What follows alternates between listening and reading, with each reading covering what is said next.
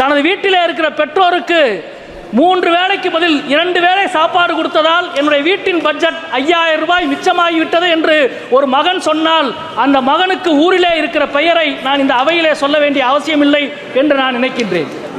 Railway துறையினுடைய pink book ஒவ்வொரு மண்டலத்திலும் எவ்வளவு நிதி ஒதுக்கீடு செய்யப்பட்டிருக்கிறது, அகல ரயில் பாதைக்கு எவ்வளவு, இரட்டை பாதைக்கு எவ்வளவு, மின்மயமாக்கலுக்கு எவ்வளவு என்ற விவரம் பிங்க் புக்கில் தான் இருக்கும். பிங்க் புத்தகம் பொது பட்ஜெட்டுக்கு அடுத்த நாள் இதுவரை வெளியிடப்படும். ஆனால் இன்றைக்கு வரை ரயில்வே துறையின் பிங்க் புக் வெளியிடப்படவில்லை. ரயில்வே துறையினுடைய அதிகாரிகளை அழைத்து பேசினால் சொல்கிறார்கள், ஆகஸ்ட் 12க்கு பிறகுதான் நாங்கள் வெளியிடுவோம் என்று சொல்கிறார்கள்.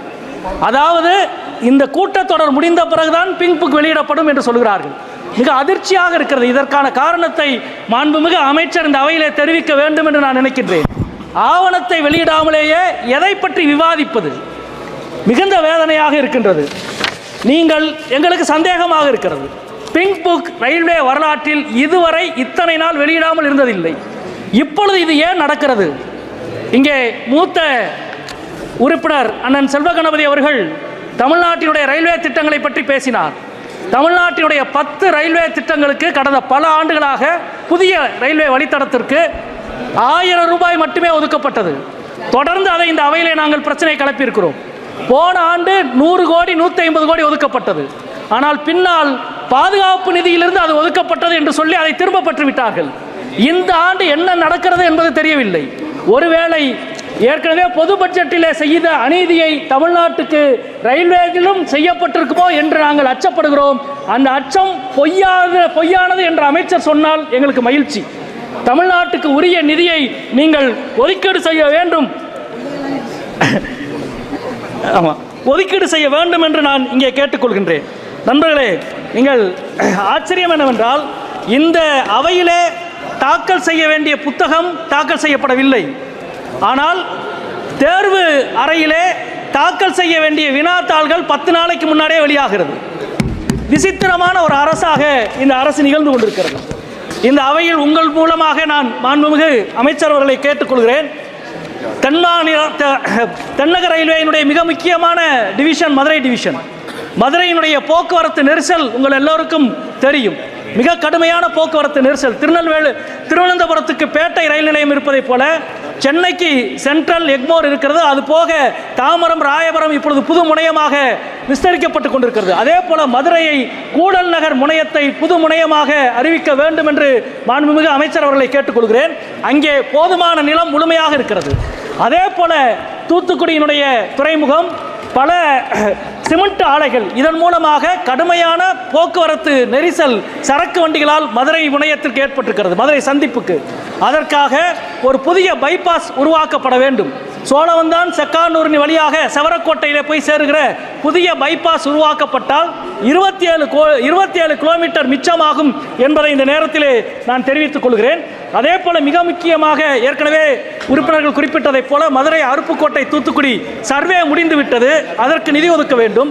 அதே போல மாண்புமிகு அமைச்சரை நான் மிக பணிவோடு கேட்டுக்கொள்வது, மதுரை, மேலூர், திருப்பத்தூர், காரைக்குடி புதிய வழித்தடம் பல ஆண்டுகளாக சொல்லப்பட்டு கொண்டிருக்கிறது. அதற்கு ஒரு டோக்கன் அமௌண்ட்டாவது நீங்கள் ஒதுக்கீடு செய்ய வேண்டும். ரயில்வே அமைச்சருக்கு ஒரு பட்ஜெட்டே வேண்டும் என்று நான் கேட்டுக்கொண்டிருக்கிறேன். எங்களுக்கு ஒரு டோக்கன் அமௌண்ட்டாவது நீங்கள் ஒதுக்கீடு செய்ய வேண்டும் என்பதை நான் இந்த நேரத்தில் கேட்டுக்கொள்கிறேன்.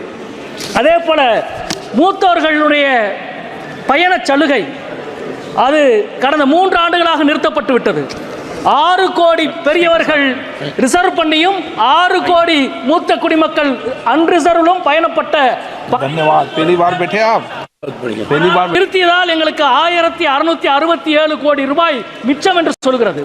தனது வீட்டிலே இருக்கிற பெற்றோருக்கு 3 வேளைக்கு பதில் 2 வேளை சாப்பாடு கொடுத்ததால் என்னுடைய வீட்டின் பட்ஜெட் 5000 ரூபாய் மிச்சமாகிவிட்டது என்று ஒரு மகன் சொன்னால் அந்த மகனுக்கு ஊரிலே இருக்கிற பெயரை நான் இந்த அவையிலே சொல்ல வேண்டிய அவசியமில்லை என்று நான் நினைக்கின்றேன்.